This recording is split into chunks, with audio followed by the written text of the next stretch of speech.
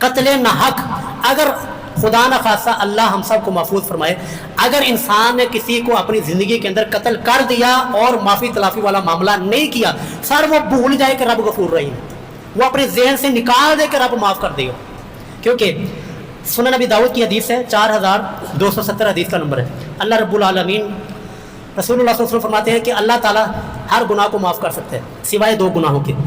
ان 2 گناہوں کی معافی کوئی نہیں ہے جی، ان 2 جرموں کی معافی کوئی نہیں، کیونکہ یہ رب کے ریڈ لائن ہے.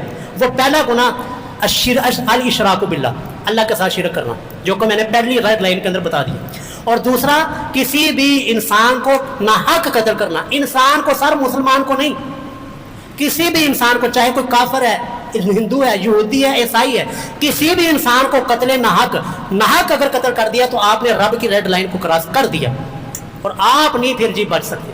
اور ایک اور حدیث ہے، رسول اللہ صلی اللہ علیہ وسلم نے ارشاد فرمایا کہ جو شخص دنیا کے اندر کسی نے قتل کیا وہ اپنے قاتل کو پیشانی کے بالوں سے پکڑ کر رب کے عرش کے پاس لے کر جائے گا اور اس کے جسم سے خون بہہ رہا ہوگا اور کہے گا یا رب آج مجھے اپنی انصاف چاہیے، اس ظالم نے مجھے دنیا کے اندر قتل کیا تھا.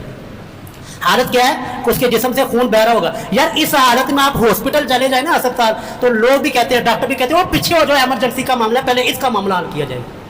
تو رب کے ہاں بھی یہ ایمرجنسی ہوگا، وہ لے کر چلا جائے گا، یار اب اس نے مجھے دنیا کے اندر قتل کیا تھا، مجھے پہلے سب سے پہلے اس کا انصاف چاہیے. اور ایک اور حدیث ہے، رسول اللہ نے فرمایا کہ اللہ کی بارگاہ میں سب سے پہلا جو فیصلہ طے پائے گا وہ قتل ناحق کا ہوگا.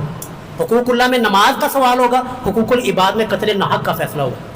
اس لیے جی اپنی زندگی کے اندر اس ریڈ لائن کو کبھی کراس نہیں کرنا کہ قتل ناحق. آج ہر ایک کے پاس اسلحہ موجود ہے، تھوڑی سی بات کے اوپر گولیاں چلتی ہیں، ہم دیکھ رہے ہیں، تھوڑی سی بات کے اوپر، چھوٹی سی بات کے اوپر لوگ جو ہے قتل کرنا کسی کو عام کھیل سمجھتے ہیں، جبکہ یہ رب کی ریڈ لائن ہے، اس کو کبھی کراس نہیں کرنا.